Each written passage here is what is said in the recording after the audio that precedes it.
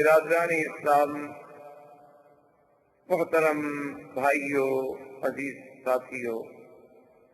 ہم نے اپنے دروس میں سیرت نبی پاک صلی اللہ علیہ وسلم کا جو سلسلہ شروع کیا ہے، درس سابق میں ہم اس مقام تک تقریباً پہنچے تھے کہ حضور صلی اللہ علیہ وسلم اور آپ کے صحابہ کے لیے جو مختلف مصائب، ابتلاءات، امتحانات آئے،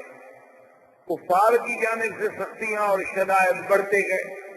حضور صلی اللہ علیہ وسلم کے سب سے بڑے معاون جو آپ کے چچا ابی طالب تھے، ان کی وفات ہو گئی۔ حضور صلی اللہ علیہ وسلم کی سب سے بڑی مناصرہ، معاونہ اور سب سے بڑی محسنہ اسلام سیدہ خدیجہ رضی اللہ تعالی عنہا کی وفات ہو گئی۔ اسی لیے اس کو عام الحزن کہا جاتا ہے کہ وہ تو سال ہی غم۔ اب چونکہ ابی طالب کے دور میں جو فرق تھا وہ اتنا تھا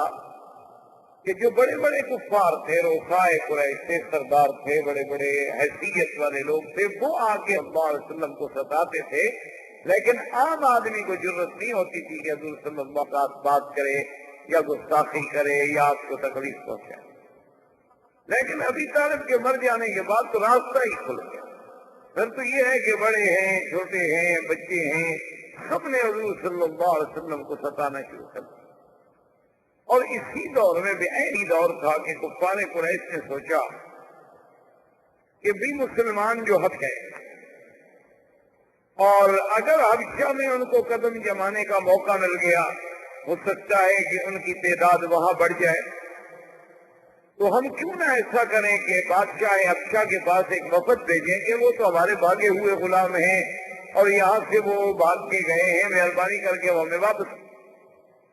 ان کو واپس لا کر ہم ایک تو ان پر ظلم و ستم شروع کریں، اور دوسری بات یہ ہے کہ آئندہ اسلام کو پھیلنے سے روک دیں۔ کفار قریش نے وفد بھیجا اور پھر یہ بھی فیصلہ کیا کہ بادشاہ کا مزاج ہوتا ہے، اسے کچھ نہ کچھ کوئی چیز دے دی جائے تاکہ کرام ہو اس کا، اور بادشاہ ان باتوں پہ خوش ہوتے ہیں۔ اب معلومات کیے گئے کہ نجاشی جو ہے حبشے کا بادشاہ، اصحابہ اس کو کیا چیزیں زیادہ ہدیے میں پسند آتی، تو معلوم یہ ہوا کہ اسے چمڑے کی بڑی چیزیں بڑی پسند۔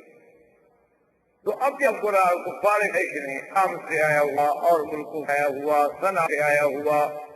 مختلف ملکوں سے چمڑی چیزیں جو آئی تھیں وہ چیزیں خرید، اور بڑی اعلیٰ قسم کی، نایاب قسم کی چیزیں انہوں نے اس زمانے میں بھی، کیونکہ برتن بنتے تھے، ضرور بنتے تھے، یہ ڈیکوریشن جیسے لائٹوں کے لیے یہ بنائے تھے، پانی کے لیے بن بنائے جاتے تھے، اور اسے پہننے کے لیے جیسے آج کپ یہ کٹ وغیرہ پڑے ہیں، اس زمانے انداز کی وہ بنائی جاتی تھی، بڑی خوبصورت چیزیں بنتے، سرانے بنتے، تکیے بنتے، سب چمڑے کا کام۔ تو انہوں نے بہرحال چمڑے کی چلی، اور اس کے بعد وفد کی قیادت بعض کتابوں میں آتا ہے کہ عمرو بن العاص نے کی، اور جا کر حبشہ میں نجاشی ملے، اور اسے ملنے سے پہلے ان کے جو بطارے بطریق تھے ہیں، جو عیسائیت کے جو سمجھ لیں پاک پنڈت جن کے مذہبی اثرات تھے، ان سے ملے، ان کی ہدایت دیے، اور ان سے کہا آپ کو پتا ہے یہ کون ہے جو یہاں آئے ہوئے، نہ تو یہ ہمارے دین پر ہیں، ہماری مخالفت کر ہمارے دین کو بھی چھوڑ کے یہ لوگ وہاں سے بھیجے، چلو اگر یہ اچھے ہوتے تمہارا دین تو قبول کر لیتے نا، تمہارا دین بھی تو انہوں نے قبول نہیں کیا، نہ یہ تمہارے دین ہے۔ تو اب اس کا مطلب ہے کہ ہمارا جو دین ہے مکے والوں کا وہ ہے، اور اب کا جو دین ہے نسلیت پر، عیسائیت، وہ بھی یہی بس سفر ہے۔ ان لوگوں کو موقع ملا تو یہ آپ کے ملک میں بہت فساد کر سکتے۔ انہوں نے کہا ٹھیک ہے، آپ بادشاہ سے ملے، ملاقات کا ٹائم دے کے دیا۔ انہوں نے کہا جب بادشاہ پوچھے گا تو ہم آپ کی تائید کریں گے۔ لہٰذا اس کا وفد پہنچا، انہوں نے بادشاہ کے سامنے باتیں رکھی، اور جو بتا رہے تھے بطریق سے انہوں نے کہا کہ بادشاہ سنو، آپ تو ٹھیک ہے، جو لوگ اپنوں کے نہیں بن سکے وہ ہم بنے، لیکن اپنے لوگوں کو کے بعد۔ لیکن بادشاہ بڑا ذہین تھا، بادشاہ تھا، اس نے کہا کہ نہیں، یہ نہیں ہو سکتا کہ میں کسی کو ایسے اس کے بارے میں معلومات نہ کروں، کیونکہ حضور صلی اللہ علیہ وسلم کی ایک حدیث مبارک میں بھی ہے کہ اگر قاضی کے پاس ایک آدمی آئے اور وہ کہے کہ دیکھو جی یہ میری آنکھ فلاں آدمی نے نکال لی ہے، تو آنکھ بھی نکلی ہوئی سامنے موجود ہے، یعنی کیس بڑا واضح ہے، لیکن قاضی کو جوش میں نہیں آنا چاہیے جب تک کہ دوسرے کو نہ بلائے، خدا جانے اس کی دونوں نکلی ہوئی ہیں، اس کی تو ایک نکلی ہوئی ہے۔ تو یہ ظلم ہوتا ہے کہ آدمی ایک طرف کا فیصلہ سننے کے بعد، ایک کے بیان سننے کے بعد فوراً حکم جاری کر دے۔ تو بادشاہ نے کہا کہ دیکھو بھائی آپ جانتے ہیں کہ میں تو ظلم نہیں کروں گا، میں تو پہلے ان کو بلاؤں۔ انہوں نے پیشی رکھ دی اور اگلے جلسے پر انہوں نے بلایا۔ تو مسلمان جب گئے تو ان کی قیادت جو ہے وہ حضرت جعفر نے کی۔ حضرت جعفر رضی حضرت سیدنا علی رضی اللہ تعالیٰ عنہ کے بھائی جعفر ابن ابی طالب جب آئے تو بادشاہ نے ان سے پوچھا کہ بھائی یہ لوگ کہتے ہیں ہمارے دین کے مخالف ہیں، اور میرے جو بطارے کا ہیں یہ کہتے ہیں تم لوگ ہمارے دین کے بھی مخالف ہو، آخر تمہارا دین کیا ہے؟ اور جو تم کہتے ہو کہ ایک تو حضرت جعفر بن طالب نے بتایا کہ بادشاہ سلامت، ہم تو ظلمات میں تھے، اندھیرے میں تھے، فسق و فجور میں تھے، شرک و بت پرستی میں تھے، آلہہ کو بتوں کو سجدہ کرنے والے، خنزیر کھانے والے، شرابیں پینے والے، ظلم و ستم کرنے والے، لوگوں کی عزت و آبرو لوٹنے والے، ڈاکے مار کے لڑکیاں اٹھانے والے، ہم تو اس قدر جور و ظلم میں پھنسے ہوئے تھے کہ ان اللہ من علینا وبعث فینا محمد صلی اللہ علیہ وسلم، اللہ نے ہم پر احسان کیا کہ ہمارے اندر ایک نبی پیدا کیا جس کا نام محمد مصطفیٰ ہے صلی اللہ علیہ وسلم، اور وہ ہمیں یہ حکم دیتی ہے کہ ایک خدا کی بات، اور وہ ہمیں حکم دیتی ہے کہ زنا نہ کرو، چوری نہ کرو، فساد نہ کرو، قتل نہ کرو، ڈاکہ نہ مارو، غیبت نہ کرو، کسی کو نہ ستاؤ، اور اسلام پہ رہو، نمازیں پڑھو، دین کے کام کرو، اللہ کی فرما برداری کرو، ہر وقت بندے کا اللہ سے تعلق جڑا رہے۔ وہ ہمیں یہ باتیں بتلاتے ہیں اور وہ فرماتے ہیں کہ مجھ پر اللہ کا قرآن اترتا ہے۔ تو جعفر ابن ابی طالب اپنا بادشاہ نے کہا کہ جعفر وہ جو قرآن ان پہ اترتا ہے اس میں سے کچھ آپ کو بھی یاد ہے؟ تو نے فرمایا کہ ہاں۔ انہوں نے کہا تو پھر مجھے سنائیں۔ تو روایات میں آتا ہے کہ حضرت جعفر نے بسم اللہ الرحمن الرحیم کاف یا عین صاد ذکر رحمت ربک عبدہ زکریا اذ نادى ربه نداء خفیا۔ جب حضرت جعفر نے پڑھی، اور پھر حضرت جعفر قریشی، اللہ نے قرآن بھی لغت قریش میں نازل کیا تھا، جب آپ نے قرآن پڑھا تو اتنا متاثر ہوا نجاشی، اتنا متاثر ہوا کہ اس نے اپنے بطارکہ سے اور اپنے وزراء سے کہا، کہنے لگا واللہ مجھے خدا کی قسم ہے جس نے عیسیٰ کو بھیجا، جس نے عیسیٰ علیہ السلام کو پیدا کیا ہے، ہم یہ ہے کہ میں ان پہ کبھی ظلم نہیں کرتا۔ یہ جو کچھ کہہ رہے ہیں بڑی اچھی بات ہے، کیا ہے؟ کسی کو وہ تو کہتے ہیں کسی کو نہ ستاؤ، فساد نہ کرو، قتل نہ کرو، تو بڑی اچھی باتیں ہیں، یہ میرے ملک میں رہ سکتے ہیں۔ وہ نے کہا کہ جاؤ رہو میرے ملک میں، تم پر کوئی ظلم و تشدد نہیں ہو۔ چلے گئے۔ اب قرآن نے سوچا کہ ہم اتنے دور سے سفر کر کے آئے، ہم نے ہدایہ بھی دی، یہ سب کچھ کیا، ہم تو ناکام ہو گئے، فیل ہو گئے۔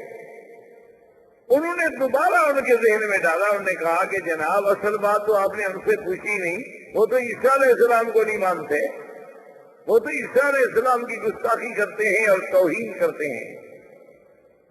کیونکہ اس دور میں نجاشی جو تھا وہ عیسائی تھا۔ جب ان کو یہ کہا گیا تو بادشاہ غصے میں نے کہا عیسیٰ علیہ السلام کی توہین کرتے ہیں؟ انہوں نے کہا جی بالکل، تو عیسیٰ علیہ السلام کو نہیں مانتے اور عیسیٰ علیہ السلام کی شان میں بڑی بے ادبی اور گستاخی کرتے ہیں، اللہ معاف کرے۔ تو ایسے لوگوں کو تو آپ نکال، میں نے کہا کہ دیکھو بات یہ ہے کہ ایسے تو میں ظلم نہیں کرتا، لیکن میں ان کو پھر بلاتا ہوں، اگر باقی وہ عیسیٰ علیہ السلام اور بیوی مریم کی شان میں کوئی گستاخی کرتے ہیں تو پھر میں صرف نکال کیوں دوں، میں ان کو سزا کیوں نہ دوں؟ انہوں نے پھر بلا لیا۔ جب پھر بلایا تو انہوں نے کہا حضرت جعفر سے، کیا جعفر البا کا شیئن فی عیسیٰ، تمہارے پیغمبر نے کوئی بات ایسی بھی کہی ہے کہ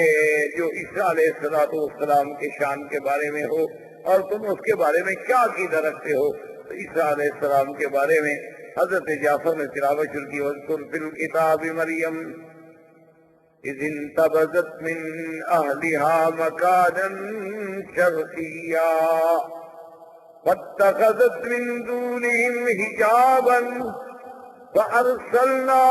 إليها روحنا فتمثل لها بشرا سويا قالت إني أعوذ بالرحمن منك إن كنت تقيا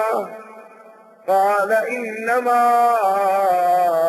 أنا رسول ربك لأهب لك غلاما زكيا۔ کہ بی بی مریم جب علیحدہ بیٹھی تھی،